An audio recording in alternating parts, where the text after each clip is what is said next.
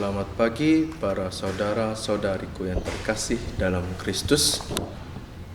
Kita kembali dalam acara Sabda Siap Saji bersama saya, Frater Johan Ferel Castillo. Injil pada hari ini diambil dari Injil Markus bab 12 ayat 18 sampai 27. Pada suatu hari datanglah kepada Yesus beberapa orang Saduki yang berpendapat bahwa tidak ada kebangkitan. Mereka bertanya kepadanya, "Guru, Musa menuliskan perintah ini untuk kita. Jika seseorang yang mempunyai saudara laki-laki mati dengan meninggalkan seorang istri tetapi tidak meninggalkan anak, saudaranya harus kawin dengan istrinya itu dan membangkitkan keturunan bagi saudaranya. Ada 7 orang bersaudara. Yang pertama kawin dengan seorang wanita, lalu mati tanpa meninggalkan keturunan. Maka yang kedua mengawini dia, tetapi juga mati tanpa meninggalkan keturunan. Demikian juga yang ketiga. Dan begitulah seterusnya, ketujuh-tujuhnya tidak meninggalkan keturunan. Akhirnya wanita itu pun mati. Pada hari kebangkitan, bila mana mereka bangkit, siapakah yang menjadi suami wanita itu? Sebab ketujuh-tujuhnya telah beristikan dia." Jawab Yesus kepada mereka, "Kalian sesat, justru karena kalian tidak mengerti kitab suci maupun kuasa Allah. Sebab di masa kebangkitan orang mati, orang tidak kawin atau dikawinkan. Mereka hidup seperti malaikat di surga. Mengenai kebangkitan orang mati, tidakkah kalian baca dalam kitab Musa, yaitu dalam cerita tentang semak berduri, bahwa Allah bersabda kepada Musa, 'Akulah Allah Abraham, Allah Ishak dan Allah Yakub.' Allah bukanlah Allah orang mati, melainkan Allah orang hidup. Kamu benar-benar sesat." Demikianlah Injil Tuhan. Terpujilah Kristus. Baik, pada hari ini Injil berkisah tentang pertemuan Yesus, perjumpaan Yesus dengan kelompok Saduki yang tidak percaya akan kebangkitan. Mereka mengemukakan sebuah kisah tentang seorang perempuan yang dikawini 7 kakak beradik. Semuanya mati tanpa meninggalkan keturunan, dari yang pertama sampai yang ke-7. Lantas bagaimanakah posisi dan nasib mereka pada hari kebangkitan? Siapa yang pantas bersanding dengan si perempuan itu di pelaminan surgawi? Yesus menjawab mereka dengan memberikan pemahaman perihal kebangkitan, bahwa melalui kebangkitan orang mengalami hidup baru bersama Allah. Manusia ada bersama Allah di surga dalam sebuah realitas rohaniah surgawi, di mana manusia yang percaya akan Allah berkumpul menjadi satu dalam kedamaian surgawi bersama Allah. Dalam kehidupan itu, Allah menjadi pusat kehidupan, di mana orang hanya memandang dan bertemu muka dengan Allah itu sendiri.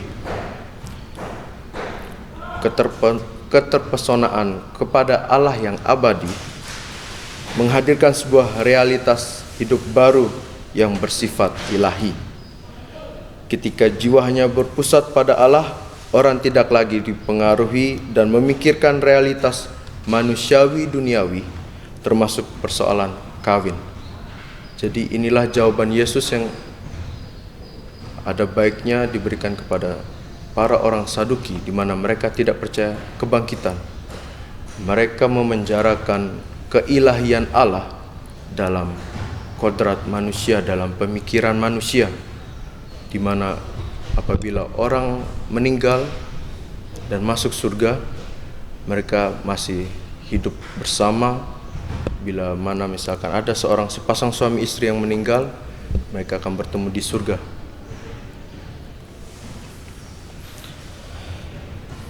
Orang Saduki yang mengukur realitas surgawi dengan ukuran duniawi, mereka mengkerdilkan kemahakuasaan Allah dengan kesempitan cara pikir manusiawi. Dengan kata lain, mereka memenjarakan Tuhan dalam kerangka berpikir manusia yang dangkal. Sehingga sifat-sifat duniawi mereka pikir, para orang Saduki pikir akan terus dibawa ke dalam kerajaan surga bila mana kita sudah bertemu dengan Allah. Bisa jadi dalam kehidupan sehari-hari kita pun sering mencemaskan kehidupan akhir kita ketika kita membandingkannya dengan realitas duniawi kita saat ini. Kita berpikir apakah kita masih membawa harta di sana, apakah istri kita akan bersanding dengan kita di sana, apakah keluarga kita akan bersanding kita bersama kita di sana. Ingat jawaban Yesus terhadap orang Saduki pada hari ini, di mana Allah menjadi pusat kehidupan bila mana kita berada bersama Dia di surgawi. Di surga semuanya menjadi satu, Allah menjadi pusat, dan semuanya bersama-sama memandang Allah sebagai hal yang inti dalam kehidupan selanjutnya. Saat ini kita diajak untuk membuka diri pada kemahakuasaan Tuhan dan menggantungkan hidup kita pada penyelenggaraannya. Bagi kita, kebahagiaan bersama Allah melampaui kebahagiaan apapun yang kita miliki di dunia ini. Pada hari ini pula, Gereja Sejagat merayakan Santo Carolus Luanga dan kawan-kawannya, seorang martir yang berasal dari Uganda, Afrika, di mana mereka membela iman Kristiani mereka yang percaya kepada Tuhan di tengah teror dari rajanya sendiri yang berhasil dihasut bahwa mereka merupakan ajaran sesat bagi negara mereka. Mereka percaya bahwa dengan membela iman mereka, mereka dapat bersatu dengan Allah di surga abadi, di mana dengan bersatu dengan Allah, hidup kedamaian abadi akan mereka dapatkan, dan itu semuanya tidak akan sia-sia. Begitulah bagaimana pembelaan iman yang diberikan oleh Santo Carolus Luanga. Hemat saya, kita sepatutnya turut mencontoh kehidupan Santo Carolus Luanga, di mana kita harus membela iman kita harus mencerminkan kita bahwa kita percaya kepada Allah yang Maha Kuasa. Kelak Allah akan selalu menjawab doa kita dan kita akan bersatu padanya dalam kerajaan abadi di surga.